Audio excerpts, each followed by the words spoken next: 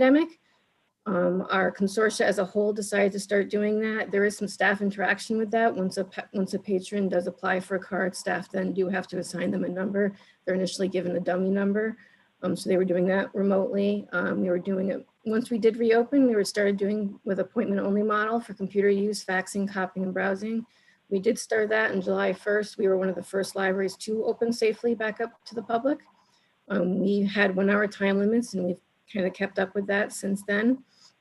And like I said, we've also started up a YouTube channel with a lot of our videos and story times and general information about the library. During that time that we were closed, our custodian did a lot of painting. We painted the main library floor, the adult services section, as well as the basement. We did a large assessment of our collection, weeding a lot of outdated materials and reallocating a lot of our collections. We switched our fiction and nonfiction sections to different areas of the library to make it easier use for patrons when they come in. Staff was doing a lot of virtual reference help. We had a lot of tech help that was done virtually through things such as Zoom. Like I said, we were doing a lot of virtual programs. We had a few programs with speakers that went over very well.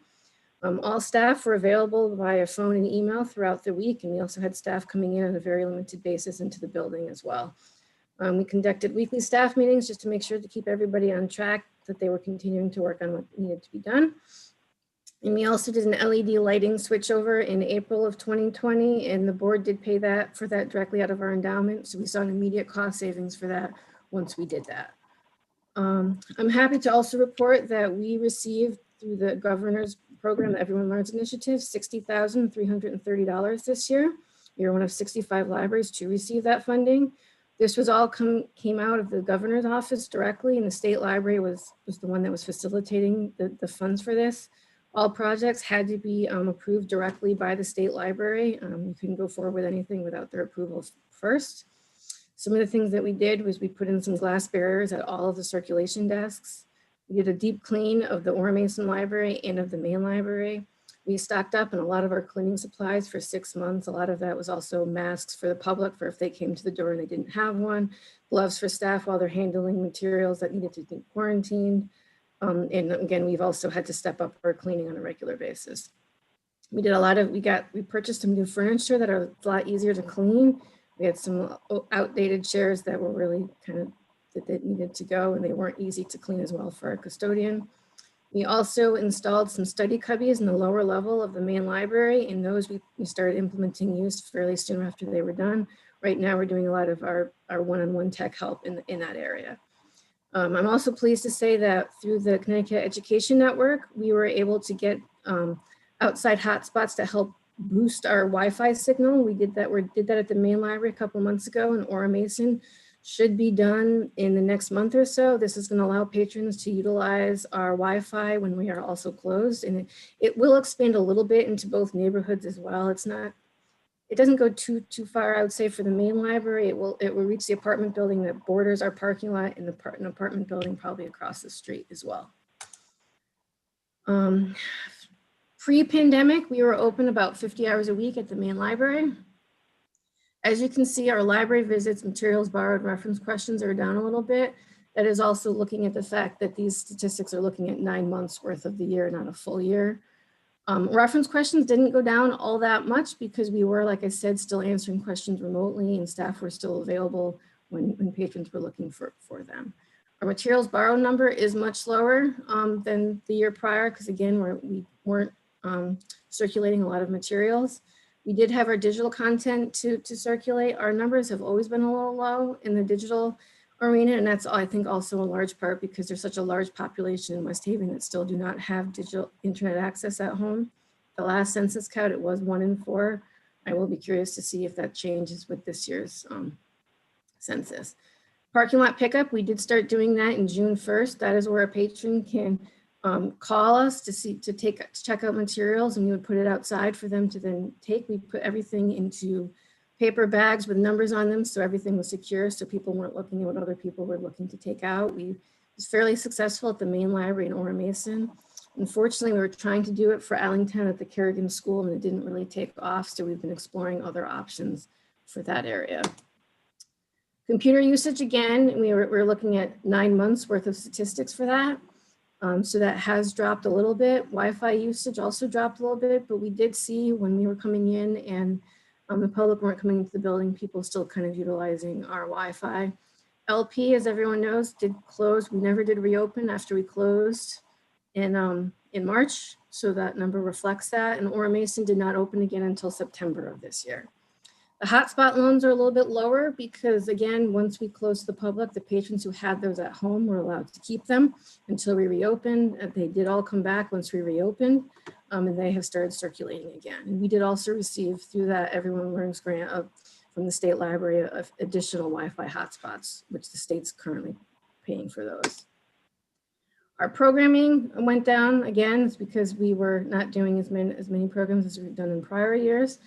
Our virtual programs, we were still conducting them. We did a lot of take and make kits, which is programs where the staff put together maybe a craft program for the children's department and they signed up for it. Then they would come and pick it up, much like with the curbside pickup, and then would go home to do that activity and they could watch YouTube videos on how to do that. And those have been very successful and we'll probably be continuing that for quite a while. Some of these pictures here are some of the patrons that did partake in some of those activities. When you look at our YouTube video views, we've had quite a few people looking at our YouTube videos and what we put online. And like I said, the program attendance is a little bit lighter than I would like to see, but West Haven is very much a city where patrons want to come into the library to utilize programs. So I believe that's why that number is lower than it is. We're currently, again, still, oops, too far. We are currently still offering databases. Hoopla is a loaning program for digital content such as music and DVDs.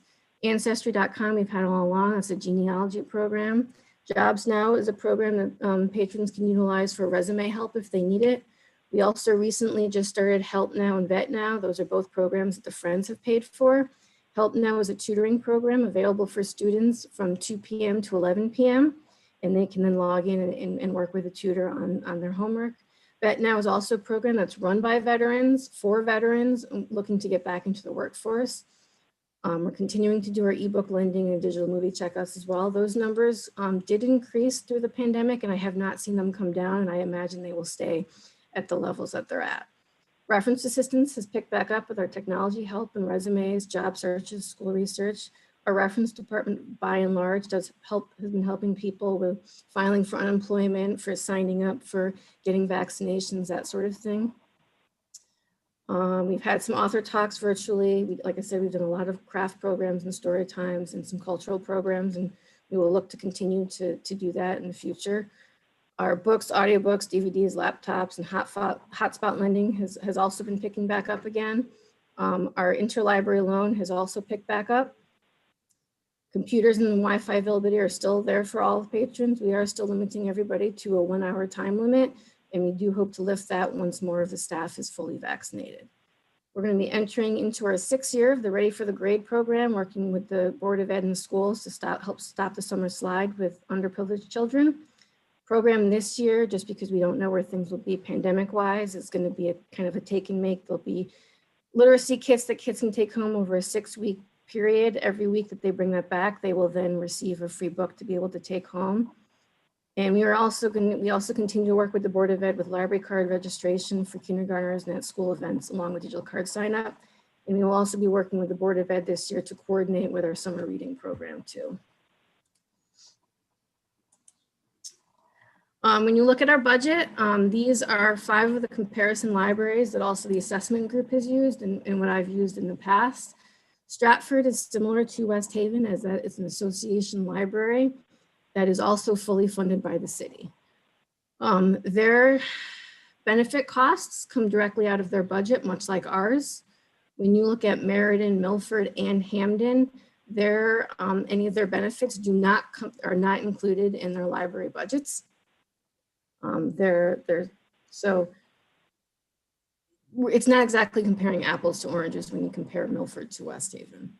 When you look at our materials expenses, ours is significantly lower than our counterparts as well. And that's just because we're at the level that we're funded, it makes it difficult to kind of be able to get as many materials as some of our counterparts.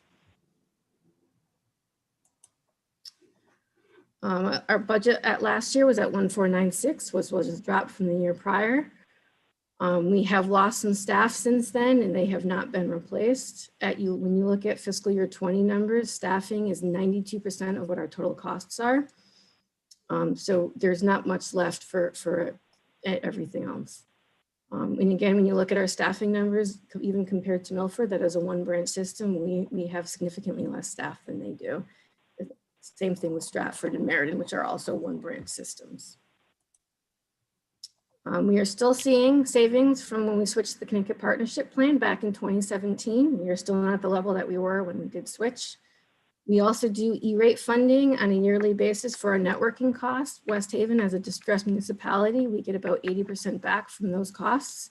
And in order to get those funds, we do have to filter all of our computers. We do the lowest level filtering that we can do in order to still receive E-rate funding. Our Friends contributions have been significantly stepped up this year, assisting to help pay for programming supply and some of the databases that we've done. They've done a few different fundraisers this year that have been fairly successful. And the VIA also did another annual appeal this year back in December as well.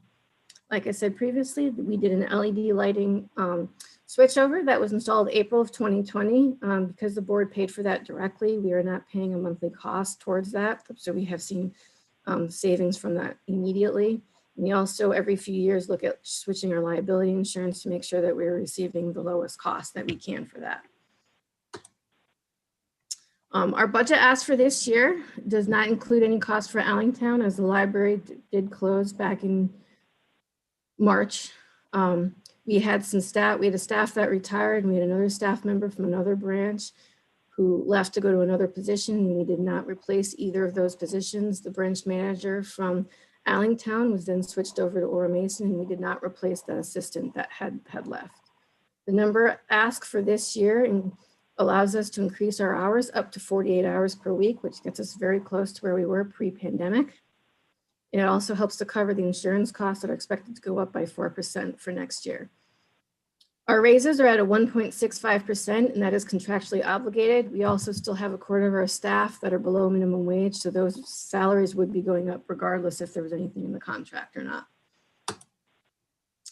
This past year, we worked with many of you on City Council to bring in an assessment group to do an assessment of the library. I should hopefully have that final report in the next couple of weeks. I'm hoping to have it by the end of this month. Some of the highlights that kind of came out from the report that they've given so far, that our cost per hour is much less than our library counterparts at $250 versus $650. It's not a surprise to hear that our collection needs some updating, and a lot of the patrons that do not come into the library or go to other libraries is because they feel that our collection is lacking what they're looking for. And also, I think one of the most interesting things to come out of that assessment is that looking at the geographics of West Haven, the 3-location system works for our library, and that there's a need for a library in Allentown. Which brings me to Allentown. We cleaned out the library in September once the building was sold to the developer.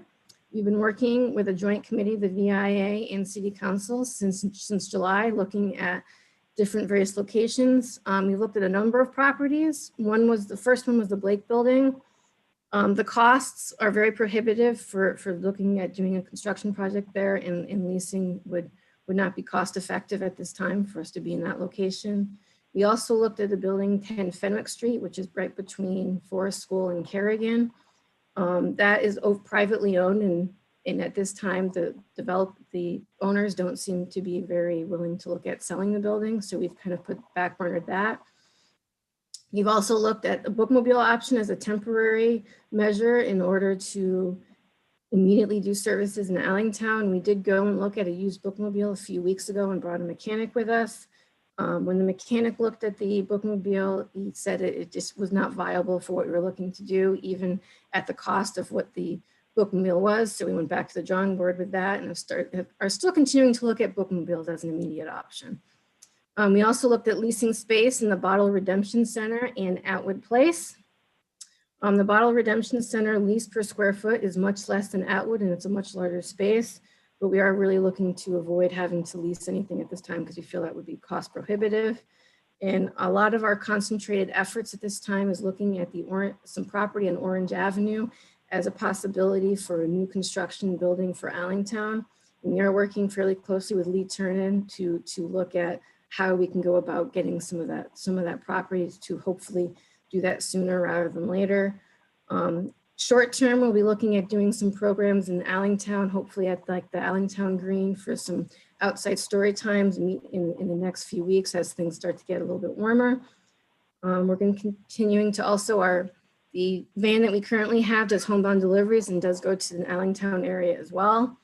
My hope is that if we are able to move forward with the Orange Avenue property, as soon as we're able to, we can hopefully put a temporary structure there, such as a trailer to immediately begin to do some sort of services as quickly as possible.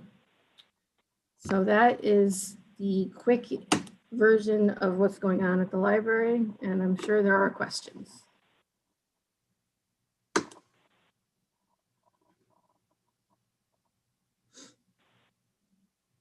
Hi, thank you for that. So I just want to make sure that I understand what you said. When you presented us with your budget for this year, you made zero, you put in nothing for an Allentown location. So your expectation from what, and correct me if I'm wrong, is that you don't expect to do anything in regards to housing anything in Allentown for a library based on not having budgeted for Allentown. Like you didn't take any of that into consideration. So from now until June 30th of 2022, you don't expect to have a location. No, that's not accurate. The budget that was put forward was looking at a point in time right now, looking at the fact that we currently don't have a location. If and when we do have a location, we would be looking to come back and say that we need the additional funding to go forward with the Allentown location. But we will continue to be looking for a space for that. We also don't have the staffing currently right now for an Allentown location. And I don't anticipate hiring anybody for that area until we have a building of some kind secured or land secured at that. And then we would go forward with it from there.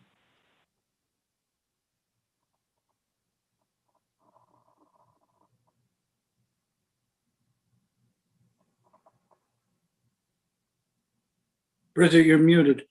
Oh, thank you. So what happened to the staff that were in Allentown that was covering those hours? You laid people off? Or no, we had one staff who retired and we have not replaced that position. We had our branch manager who was at Ora Mason left West Haven to go to another library system. She actually left right around the time that the Allentown library was closing. So we moved the branch manager who was at Allentown to Ora Mason. So there was nobody that had to get laid off because through attrition, we didn't have to replace those positions. So what is that? I guess I'm just kind of flabbergasted that we didn't plan in our budget that we gave to us to have a branch in Allentown, that at some point you'll come back to the city council to request funds to fund that branch, I guess is what you're saying. Is that's what the ask would have been? Because I'm thinking if you're saying you could put up a trailer, well, if that's what we can do, then let's put up a trailer. I guess I'm just shocked that we hadn't planned for an Allentown location. I haven't gotten past that. Okay, I'm sorry, council. We can open it up to other individuals. Councilwoman Hamilton, sorry. Yeah, I too am a little disappointed that there is no room for Allentown. Nothing is spoke of. You even said that the drop-off thing at Carrigan failed. Can you tell me a little bit about that? Because it seems like Allentown residents aren't being served at all, and I'm a little nervous about that. Oh, no, What happened with, Allentown residents absolutely are being served. We have our homebound delivery service is going to residents in Allentown. We have our patrons that are actively in the book club or still meeting on a regular basis. I also go into the meetings on a regular basis to fill them in on where we are as far as looking for property for the library as well. Some of the patrons are also coming into the main library. Like I said, I know that the city has been in financial constraints. Realistically, we are not going to be building a building in this budget for the library. If we need to go back, the biggest cost will be staffing. So if we get a trailer and put it in, we will then need to be looking at getting funding for that. In the mayor's budget, when she put the number as the Allentown lease, I would love to see that line item changed to Allentown expenses. So then again, once we have something like a trailer or a bookmobile, which the board would probably be paying through capital improvements, so we wouldn't need to come to the city council for that. I can then come back and say that we need the funding for the staffing for that, because the staffing is what runs that location. where are we at with the Atwood? We looked at that space and perhaps it can, The space is much too small for even the basic needs of what we would do. And honestly, the lease cost for that to me is very cost prohibitive for what we're looking to do. that It's space is, okay. I just wish that the lease cost was much lower but that space is bigger than nothing, Colleen. at a very high cost. How much has been put into Allentown so far? How much money has ever been spent in Allentown so far? We are continuing to look for space. To me, and again, this is just me speaking. I'm not speaking on behalf of the board right now. It makes more sense to look for a permanent location. I would rather see the library. And if we're fairly close, we're going to be meeting in the next couple of weeks about that Orange Avenue property, and hopefully that's going to move forward. We could potentially have a permanent, a temporary structure in that location while we are looking for grants and things to then create that building that will be in that area. So patrons would get used to going to that space almost immediately. How much did you said it's expensive? How much is it? Because we never heard. I don't know if any of the other council members ever heard back at The number, what numbers that I cost. heard was at $22 a square foot. There's also the Bottle Redemption Center, which was also significantly less than that. Can you send us that paperwork where you got the price for that? It was never in writing. It was only speaking to Beckerman. So then so I think that, I'm sorry, Councilwoman here. I'm finished right now. So I think it's just really, just in the interest of transparency, it's very important that when we say we got a cost and it's too expensive, we really need to ensure that we're saying what actually occurred. We didn't truly get a cost. We weren't provided, we didn't get the whole schematic thing. It was just like what it would possibly be. And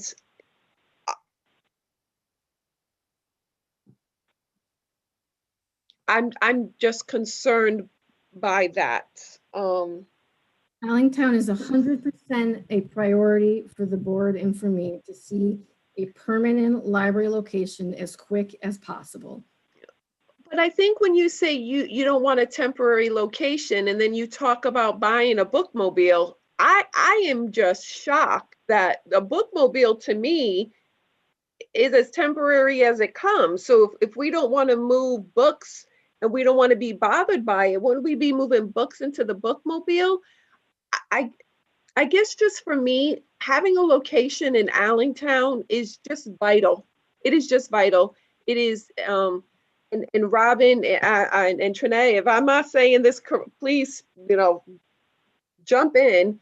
But I thought everything said that if there was a location in this city that was vital, that needed the services that the library had, that it was Allentown. and we're talking a year and a half, 2 years until we could build something. I'm literally like, I'm sitting here and my heart is heavy. My heart is heavy because I don't think Allentown can wait that long. I'm thinking, find a price for a trailer, come back and tell us how much it is. If we can find it, let's find a location and see if there's a city that we can run electricity, get something up and going. And I don't mean to monopolize this, but I am just surprised. I am just surprised that there are not plans to really move to get something permanent in Allentown. But I'm gonna stop talking. Who else? Councilwoman McGee, please. Thank you. I agree with both Councilwomen Hamilton and Hosky. I want to be secure and confident in my decision, and of course, continuously supporting the library, but that would have to come with an increased pursuit of creating access for Allentown residents, especially in an area where they often already feel a bit of neglect. And I'm grateful for the virtuality, the role that you all have taken, the things that you have implemented in the library during this pandemic, that you've created productive programming. I mean, even the switch to virtuality has been difficult, but the fact that you've done that and have implemented that goes to show that you were thinking about creating access for the residents, veterans, elderly, students, pickup, drop off, like all of those things are effective and important. But I think it is less effective. It can be more if we were to make sure that with the support you are receiving, because I truly believe, and I believe everyone here is 100% wholehearted, wants the best for our library because it serves the community, and especially during a time right now where the library became like a huge access point for so many of us. The only thing that we were able to access, and I just wouldn't want residents in the community to feel like they don't have the same access or the same opportunities as others because of where they live. And that's often what we hear from Allentown residents, often what I hear particularly. And so that's just sort of my perspective. I'm glad to hear that the board is committed to doing something in Allentown. I'm just hoping that we can expedite that and actually put some action to it, so that we're delivering on it. I appreciate you Thank you, talking Chairwoman. about the virtual programming. I can say the board is meeting tomorrow to also discuss the Orange Avenue property, as we are looking very, very closely and moving forward with that as quickly as humanly possible. And like I said, one of the things we have discussed is getting a trailer for that location and doing that quicker rather than later.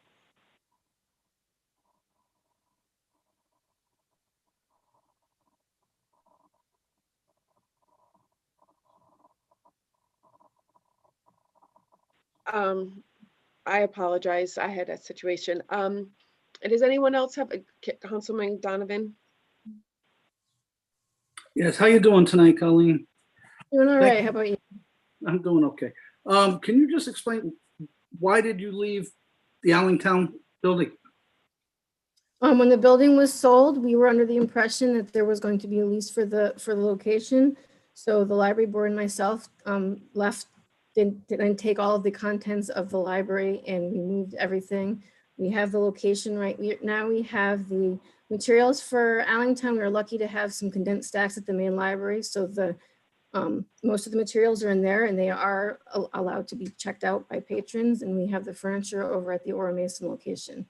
How much was the lease that you guys pulled out, or you pulled out before you even got a lease? We pulled out before we had a lease because our budget was cut by so much last year. We weren't going to be able to pay for that. I don't know about that because, well, we don't know. All right, I'm with everybody. I mean, Allentown needs it. We definitely need to build, just like you said, Allentown needs a library, and hopefully that we can get something found soon. Thank you. So I'm going to take over for a minute for Councilwoman Hosky. I think Councilman Cohen is first, and then Councilwoman Finelli. Thank you, Mr. Chair. Actually, Colleen, I had a question. First of all, everything you guys have done has not gone unnoticed. I think, given the circumstances of the past year of the pandemic, there's a number of people on the library staff and volunteers and patrons that have really gone above and beyond, as was witnessed by your, I would say, significant increase in friends and family, if you will, that have contributed towards that. I didn't want that to go unnoticed throughout the community. But I was looking at the budget itself, and it's, I know that putting aside the COVID-related expenses of $50,000, we have a line item in here for Allentown leases and rent, as you know, for $50,544.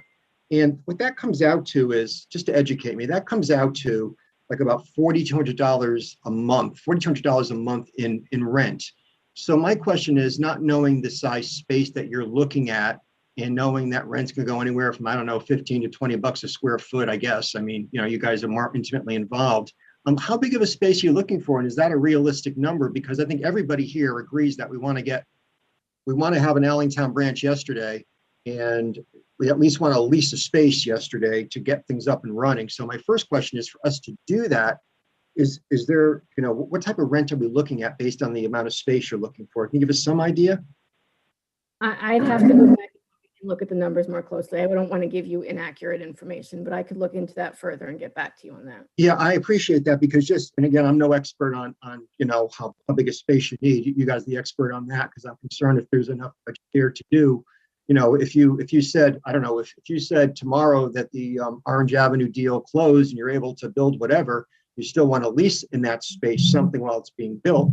And I just want to make sure that we have enough resources there to do that. So if that's a follow-up that you can send to I guess Councilwoman Hosky and Chairman Quagliani to distribute to the group, that would be really important to us, I think. The other thing too is, and I'm just wondering regarding your staffing levels, again, trying to be an optimist here, that we are going to, as quickly as possible, at least try to lease a space that will do what we need to do. Is there any volunteer recruitment that currently works at the library that maybe, even if it's only limited hours, I mean, you know, something, as to kind of paraphrase Councilwoman Hamilton, something is better than nothing, if you will. If there's some volunteers, former retirees or something like that, that might be able to even staff a modest portion of the resources. I'm sorry, go ahead. Yeah, we have a unionized staff, so we have to be very careful with doing things via volunteers. We had 3 retirees this past year, and we have not replaced any of those positions at this time. So when we go to look to reopen further, we need to replace many of those positions. 3 right, so, out of the 3. So volunteers you'd have to be very selective with, and that's something that, okay, so because what worries me is the second point is, you know, we all, you know, there's the line item here for leases, rent, you recommend expenses. So I'm just wondering to myself if the naming of that line item has to be more fluid or flexible, and if that line item number is too high, too low, and I don't have a clue, you know, so I just bring that up to the council, I bring that up to the chairman and to the chairwoman, and if you can get us that number, that would be great. And I think I did about 2.5 questions, so I'm going to keep my mouth shut. And thank you so much for your time. Thank you. Really, thank you. Thank you, Councilman Cohen. Councilwoman Finelli. Thank you, Chairman. And thank you, Colleen. I just have a question about the Blake building. I know we talked a lot about that last year, and you kind of just mentioned that that wasn't going to work. Can you kind of just explain why or elaborate on that a little more?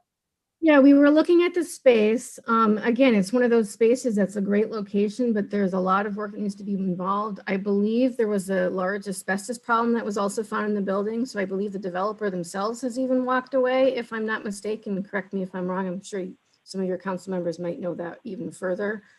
And again, the library board is looking for longevity. When we're looking at library construction grants, they look for the libraries to own the spaces that they're in, and then the libraries would need to be in those. If we're looking at a lease, we're looking at a 20 to 30-year lease if we don't own the building. And I just don't know how that's feasible in the long term, whereas if we own the property, it makes it much easier for looking at those state construction grants. Okay, thank you. Any other questions for Colleen from the council? Councilwoman Hamilton. Me again. So it just seems to me like when I listen to your presentation, and as Councilwoman McGee said, the virtual stuff is nice, and I should have said something nice before I just lunged. I'm up here with my emotions because it is the people that I represent. And I do feel like they're being underrepresented as far as the library goes.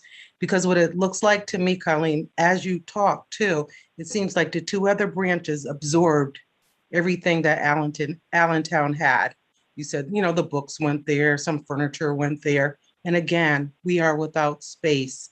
So I'm just really asking that you take back to your board that there is an urgency, as you've heard from the council members, there's an urgency. I understand that. I agree with you. I want to see a library. I mean, we are hopefully, if we can do what we want to do, we're looking at a 10,000 square foot facility in Allentown on Orange Avenue. We've done schematics for that. We have done parking lot schematics for that. It's a real possibility. It's a good possibility. And if things turn out the way we're looking, I do feel very strongly that we can see a full-fledged facility in a couple years. And I know that seems like it's very, very far off, but if we get that land, we're looking to put a trailer on that land as soon as humanly possible. So we could be looking at doing that in a couple months. And over the summer, we're still not going to be doing programs more than likely in the library themselves. So I'm looking at that new green in Allentown as a perfect space for doing story times on a regular basis when it's nice out, for doing outside programming in Allentown in that area on a regular basis. Our bookmobile, every time we do any kind of outreach, we have more and more Allentown residents who also sign up for the service because we've dropped having to have any kind of reason during COVID for him to go there. Like I said, I agree with you. There needs to be a library in Allentown. We want to see a library in Allentown, and I want to see it happen sooner rather than later. I mean, we also would have liked to stay where we were as we've been there for 40 years. Yeah, and then something else that you said, and I can appreciate everything you said, and then it sounded like to me that, and when we're ready to come up, when we're ready to do something in Allentown, we'll be before you again to ask you to fund all that. Like there was nothing that you set aside to help you go forward. This is your budget. And I think that there's some even discomfort about the naming of one of the line items because it's allocated to having something happen in Allentown. So I just feel, go ahead. I just want to say, I'm fully committed to that 50,000 line item going towards Allentown expenses. I would just like to see it changed from lease to expenses. So that gives us the flexibility that if we get a lease for under 50,000 or a space under 50,000, we can also use those fundings towards the staffing that we will need for whatever space we have. And then I also need materials for that space as well. Because while we have all the books, which is great that were in Allentown last year, we should be buying materials every single month. So we want to be able to buy those materials and have that new stuff that people want to be able to take out. And point taken. So when that happens, maybe then you can come back to us and ask us. Yeah. Okay. Thank you. Thank you, Councilwoman Hamilton. Colleen, I just got a couple things. So first off, I do, every single slide that you put up there about the programming you did, the ability to get grants, the ability to work with your partners on LED lighting and additional hotspots and what CEN has done with Wi-Fi.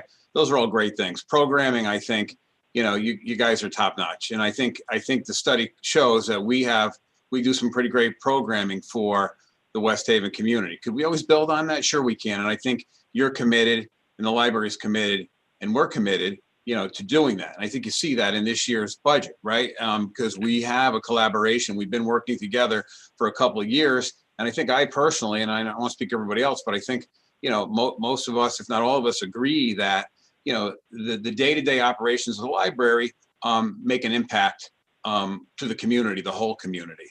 I think the larger discussion for me is not operations. It's the same about having a presence in Allentown. So I think that maybe is maybe we should have another discussion later on in the budget process, or maybe with some board members or whatever it may be. But ideally, you had said that you could potentially have a presence in Allentown, this summer if that piece of property comes through. So what would you do? Who would pay? What is your expectations for the trailer on that property and things like that? Would you be drawing from this Allentown line item, or is that something that the board was going to fund on their own, like they were going to fund the bookmobile? I believe, and again, I'd have to double check with the board. We do have a meeting tomorrow night to discuss a lot of this, but the board is willing to pay for that trailer on that space. So, I mean, another option may be temporarily if we have a trailer that we find to put somewhere in the next month or so, and then we start with that while we're doing the negotiating for that Orange Avenue property, so then we can do things quicker, sooner rather than later. I mean, if that bookmobile had worked out, we would already have it and it'd already be on the road.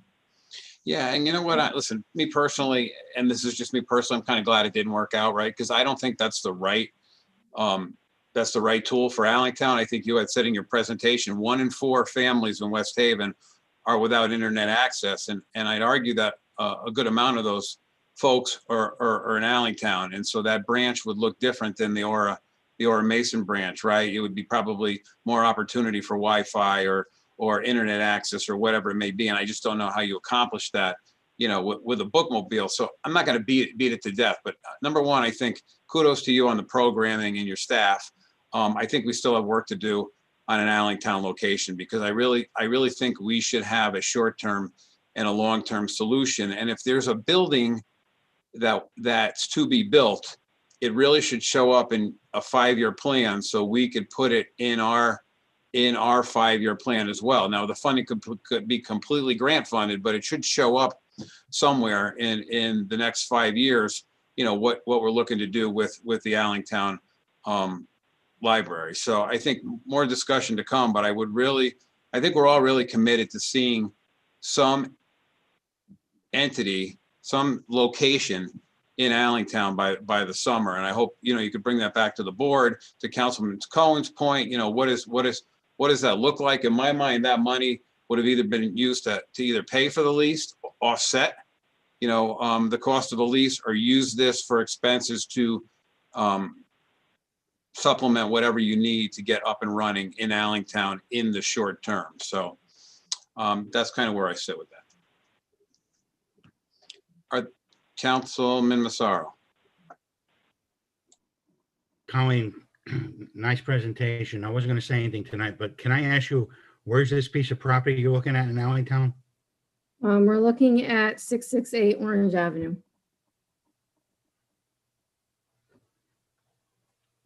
Okay. Are there any other questions for Colleen before we let her go? Okay, seeing none. Colleen, thank you very much for your time this evening. If you again could just relay some of our questions or concerns with the board, and again, potentially we could see you and or them later on in our deliberations if we have additional questions. All right. Sounds good. Thank you all. Thank you. This time I'll turn the meeting back over to Councilwoman Hosky. Thank you, Chairman. Sorry about that, everyone. So Mike Last is here with us.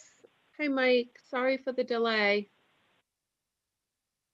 It's okay. Thank you very much for having me tonight. We wanted to talk about the American Rescue Plan and how it interacts with Governor Lamont's recommended budget to the legislature in Hartford, and also Mayor Rossi's recommended budget to you, the city council. Will I be able to share my screen? Yeah, I think you should be fine. All right, let me. Okay, can everybody see that? Yes. Okay, this is just a summary of the state and federal money that we receive in West Haven. On the left hand side, you'll see State of Connecticut Governor's recommended budget. You'll see 2 columns, fiscal year 22 and fiscal year 23. And you'll probably recognize a lot of those amounts. Those are our normal state statutory funding to the city. There is one amount in there that you might say, boy, that looks like more that's in our budget, and that's the ECS money for education. This will show 48,958,444. In the budget book, you'll see it more like 45 million. The remainder of that money goes directly to the Board of Ed. So don't get nervous that it's the wrong amount. It is correct. The interesting part is, again, on that left-hand side in the yellow, the line that says stimulus 2 years, the Board of Ed, there's 4.5 million in both fiscal years 22 and 23. That funding will go to the Board of Ed directly, and that came from the original COVID-19 stimulus plan. It came to the state, and then the state will be funneling that through to our Board of Ed. The next item there is distressed municipalities. This was included in the governor's recommended budget to the legislature for almost $5 million. And then the next one, the 3-tier pilot funding program. If you recall this, the General Assembly did approve the concept of the 3-tier pilot funding, but did not fund it as of yet. So items 2 and 3 there, although they are listed here, they are not in the Mayor Rossi's recommended budget to the council because they haven't been approved by the General Assembly. But I do suspect that funding will be available once the state budget is approved. On the right is where it gets interesting, the American Rescue Plan. If you recall, back in March, there was a $1.9 trillion rescue plan that was passed and signed by President Biden. Each state got funding, each municipality got funding, and you'll see where in the yellow there, it's ARP funding, city 18,761,332. That will be coming directly to the city of West Haven. It will not come through the state, and it'll be coming through a community development block grant. And we'll get 50% of it within 60 days. We're at a little bit over 30 days at this point, and we expect that first 50% to show up in the city probably within the next week or so. The second is county funding. As you know, most states have county government. Connecticut does not have county government, but we still did get the ARP funding for counties.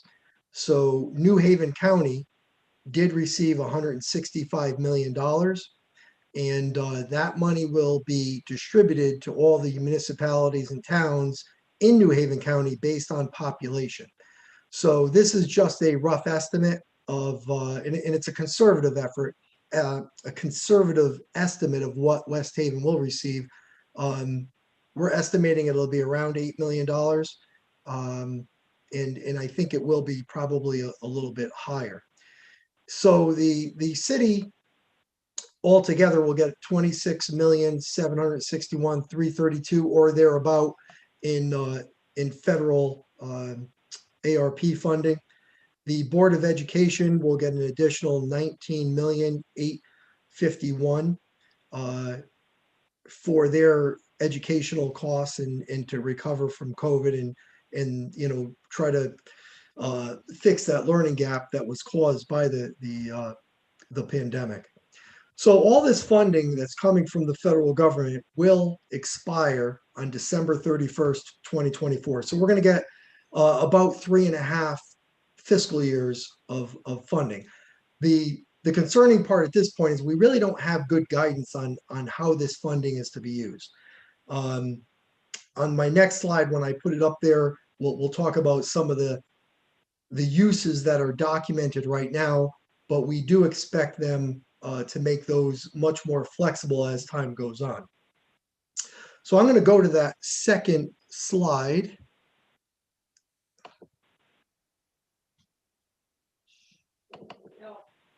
Okay, can everybody see that? No, Mike. Okay.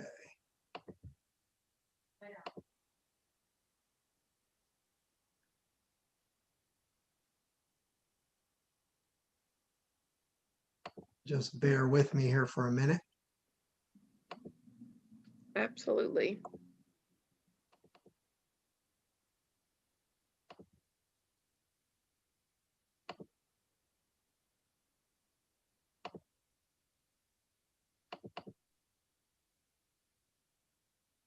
Can everybody see that? Yes.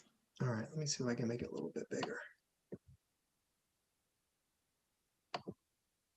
Okay, is that better? Actually, no. Oh, It got smaller. oh, it did. Okay, let me go back then.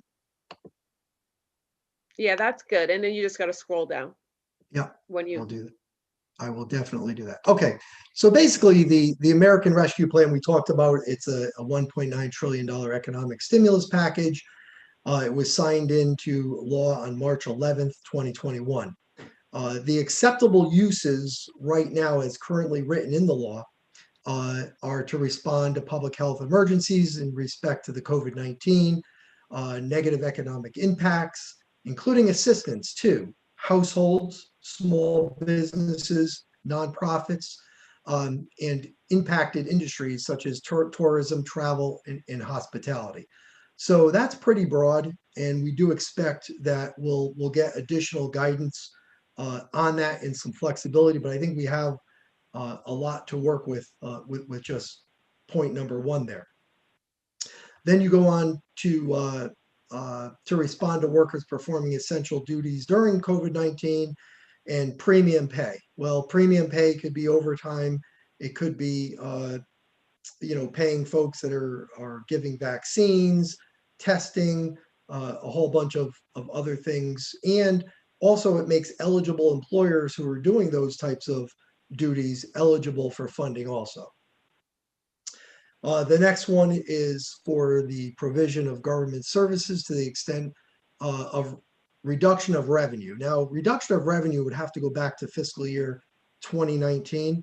And when you look at our revenue in 2019, I'm not sure that we would fit into this category as it's written right now, but there might be some areas in our budget that we would, especially like fees for parking, building permits. There could be a fit here, but I don't know. And then the last one on here is to make necessary investments in water, sewer, and broadband infrastructure. And you're seeing with all the ARP programs, you're seeing these areas highlighted in that legislation. Now, local governments cannot use any of the money for pension funds and cannot use any of the money directly or indirectly offsetting a tax cut.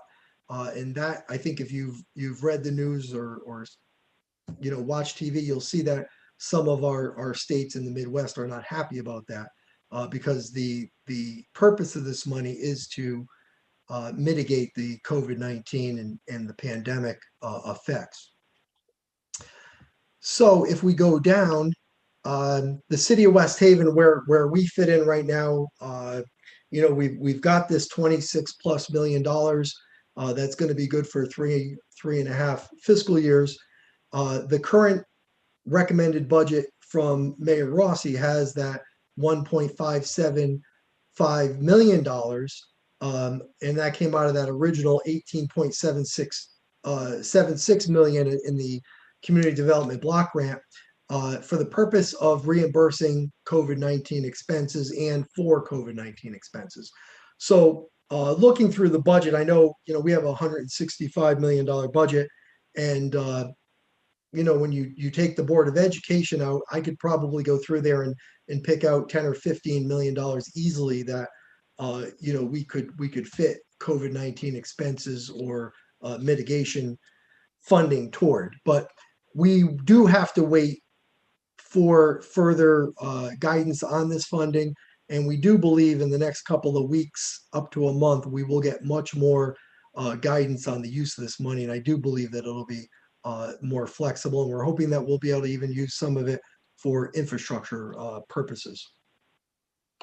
So the remaining of the 25 million plus right now is off budget. And what I mean by off budget is, we have $165 million recommended budget before you, and this money would sit off the budget.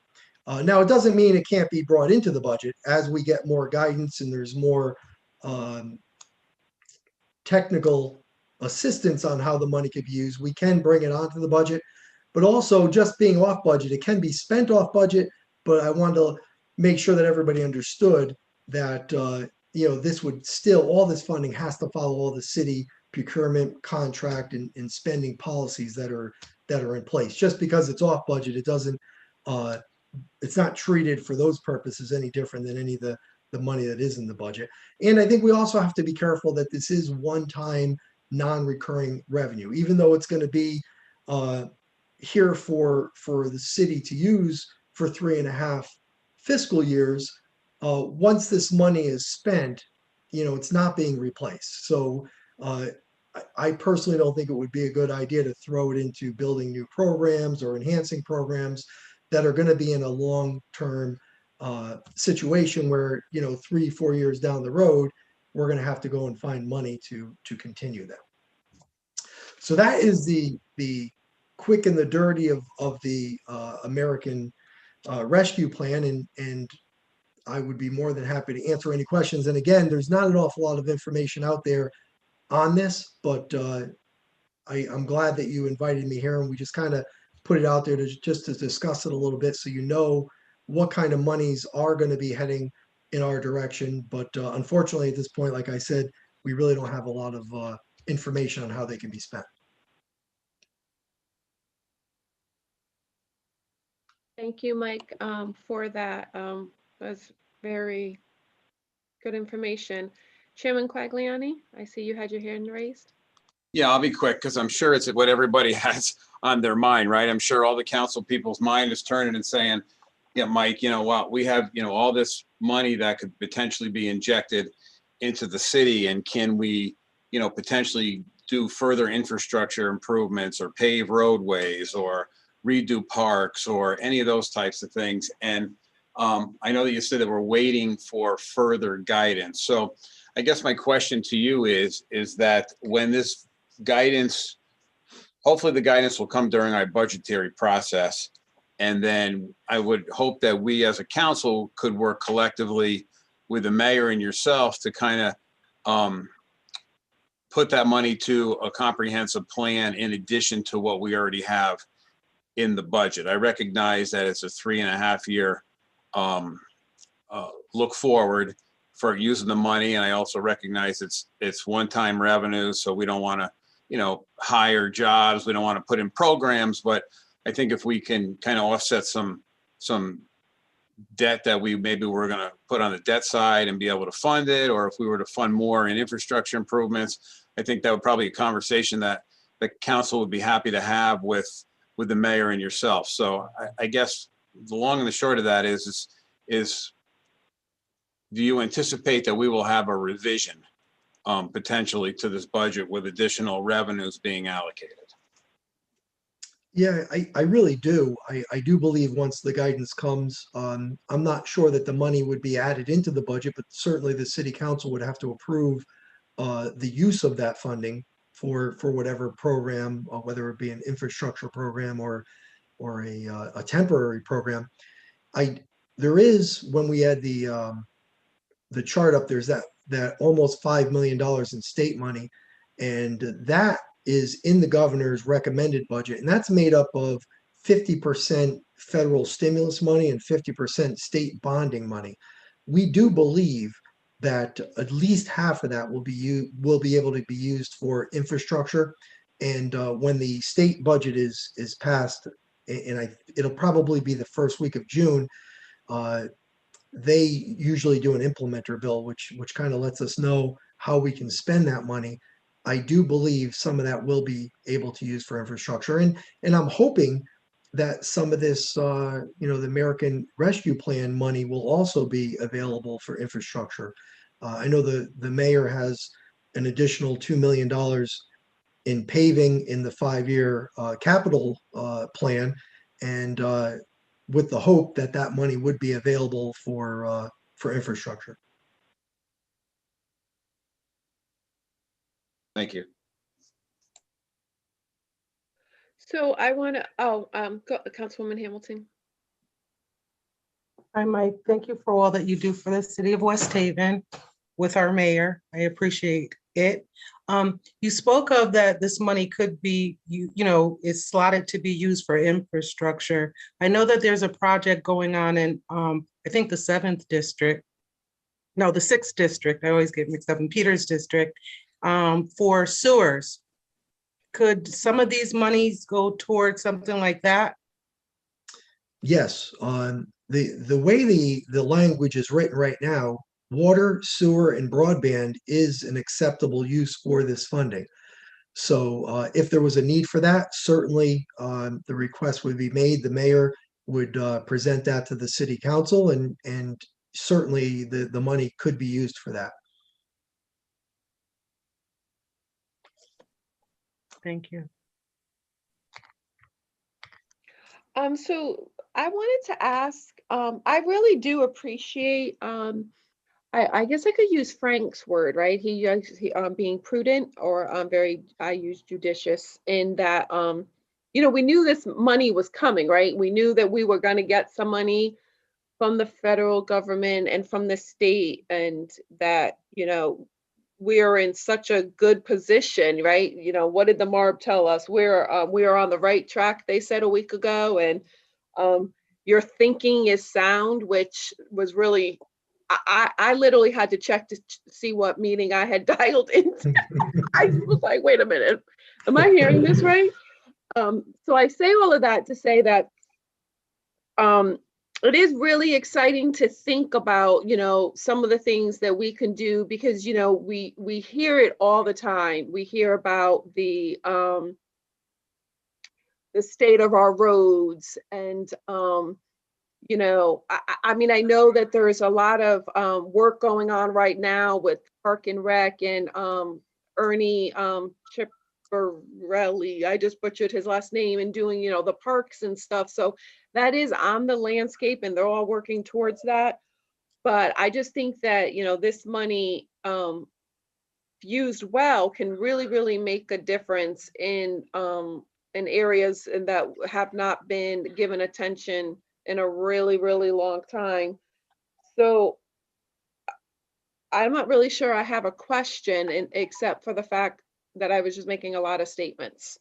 So I just wanted to say that I'm really excited about it, and hoping that, when the money does come through, that's what I was going to say, that I agree with Chairman Quagliani that we would definitely like to have a seat at the table for those discussions. We do hear a lot from our constituents about different things. So I just think that that is very important. And so definitely thank you so much, Mike, for coming this evening. Did anyone else have any questions, or Councilman Goen? Thank you, Madam Chair. Thanks, Mike, for coming this evening. Appreciate it. Just a couple of quick questions, just clarity.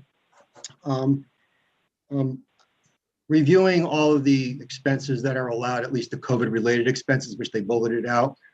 Just for my own clarity, just because the library, we just reviewed the library, and there was $50,000 for COVID-related expenses. Is that something that would be, that we could apply that to, that new line item, or not applicable? Because we have a line item saying new COVID-related expenses in the library budget. Will we be able to use the American Rescue Fund for that or not? Yes, absolutely, Councilman Cohen. That in Right. the revenue section of the budget, Right. it does have a line item of 1.575 million. That did come from the American Rescue Plan, and part of that in the expenditure side of the budget is at the library for 50,000. Okay, so that 50,000 was accounted for. That's what I thought. And the other question is probably stupid, but I'm going to ask it. The ARP funding of about the $18.7 million, but then there's the county funding of approximately 8 million, maybe higher. that county funding is under the same restraints or guidelines, if you will, as what you provided to us, correct? In terms of the, what we know today, I should say, in terms of use. Would that be correct as well? Yes, no, absolutely. It's Okay. the same source of money. Same source of money. Yeah, I mean, because 18 plus 8, whatever. So it's a lot of money coming our way, but we're not sure exactly how we can use it yet, but keep fingers crossed, And the other I already asked 2 questions. I'll stop right there. Oh, can I ask a third? Okay. I was on a roll this evening, so feel free, right? Let's. Okay. Okay. And if you can just repeat for me, Mike, Treasurer Last, excuse me, on the 4.9 million that we're getting for distressed municipalities, this is a 2-part question. Half is kind of like bonded, if you will, and the other half is like, I'll call it a grant or just given to us, if you will, approximately. And that portion hopefully possibly could be used for infrastructure if it's so deemed and approved that way. My question then is, what's in our I'll call it our paving budget right now, which the mayor was wonderful to see, Mayor Rossi, that we increased from 800,000 to 2.2 million for paving, if you will. Is in the past where we bonded for, past years we bonded $800,000 for paving and stuff like that. We're not bonding for it this year, the 2.2 million in the budget that's shown in this year's budget. Well, I think that's going to depend on whether we have the permission to use that money for infrastructure. And to get back to your point, the 4.9 million Right. That is in the budget from the state, 50% of it is from federal stimulus money, the first package, and the second 50% the state is bonding for. And we won't have guidance on that probably until June when the legislature finally passes their budget. It'll be in their implementer bill, but we're hoping that we can use the whole 4.9. We'll have the flexibility to use it for infrastructure because, right. I know that the mayor did put an additional $2 million in paving. Normally we do 800,000 a year. Right. We've got soft costs for the new Washington school. We might be able to use some of this money for that instead of bonding it, and a lot of other things. I think to your point, it'll give us an opportunity to reduce our debt service and our bonded items.